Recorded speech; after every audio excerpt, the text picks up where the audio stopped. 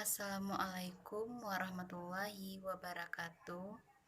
Perkenalkan, nama saya Sisi Susanti, NIM 18230048, jurusan akuntansi, mata kuliah Seminar Akuntansi Keuangan, dosen pengajar Bapak Febriandi Ananda SEMSI. Di sini saya membahas tentang prinsip dan instrumen lembaga keuangan Islam.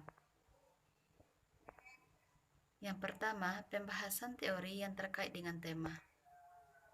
Geografi bisnis keuangan Islam mencakup lebih dari 50, termasuk negara-negara Eropa, CIS, Amerika Serikat, Australia, dan lain-lain, di mana lebih dari 300 lembaga keuangan Islam beroperasi saat ini. Total aset mereka melebihi 1 triliun, dengan tingkat pertumbuhan tahunan 10-15%. Lembaga keuangan Islam adalah bagian dari ekonomi dunia modern dan tunduk pada hukum ekonomi yang sama seperti pelaku pasar keuangan tradisional atau non-Islam.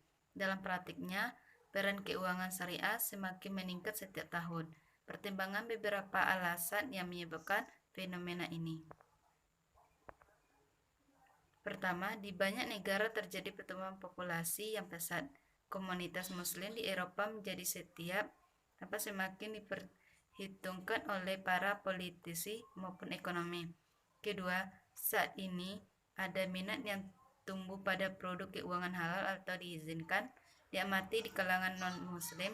Ketiga, ada gelombang penerbitan lisensi dan izin yang memungkinkan Anda untuk mulai menyediakan perbankan retail sesuai dengan syariah.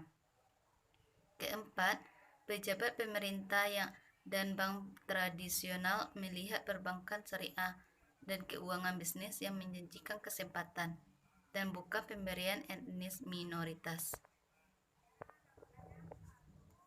Kedua, kasus yang dibahas sesuai tema.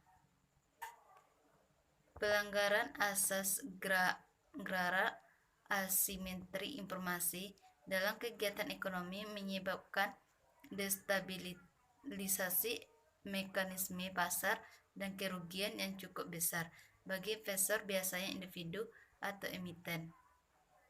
Ingat yang hidup, contohnya perusahaan mengumumkan kebangkrutan keuangan pada tahun 2001 dengan menerbitkan pernyataan palsu atau pelanggaran prinsip GRARA. Enron menyelembungkan nilai pasar saham baru dan mengarahkan ke jaringan lepas pantai. Runtuh perusahaan ini adalah bencana bagi banyak keluarga mereka bersama dengan saham tabungan pensiun yang disusutkan, merampas pensiun dari puluhan ribuan guru polisi pemadam kebakaran. Yang ketiga, objek penelitian atau sampel penelitian. Model ekonomi Islam terutama ditunjukkan untuk mengoptimalkan perjalanan proses keuangan masing-masing pihak untuk meningkatkan efektivitas dan mengatasi ketidaksetaraan dalam hubungan ekonomi. Berikan jenis kendala utama. 1. Larangan riba atau surplus. Yang kedua, pembagian keuntungan, kerugian atau risiko. Ketiga, uang sebagai modal potensi. 4. Larangan perilaku spekulatif. Kelima, kesucian kontrak. 6. Larangan ketidakpastian. Ketujuh, larangan penanaman modal yang melanggar kepentingan umum. 4. Teknik analisis data. Ada berbagai macam produk keuangan Islam yang tersedia. Banyak dari mereka memiliki kesamaan, namun mereka digunakan untuk tujuan yang berbeda. Untuk presentasi yang lebih umum, yang paling umum adalah didiskusikan di bawah. Instrumen keuangan berikut yang aktif digunakan oleh lembaga keuangan Islam adalah murharabah. Mitrahaba adalah biasanya digunakan untuk biayai proyek investasi jangka pendek dan menengah, misalnya adalah perdagangan eceran. Yang kelima, hasil penelitian.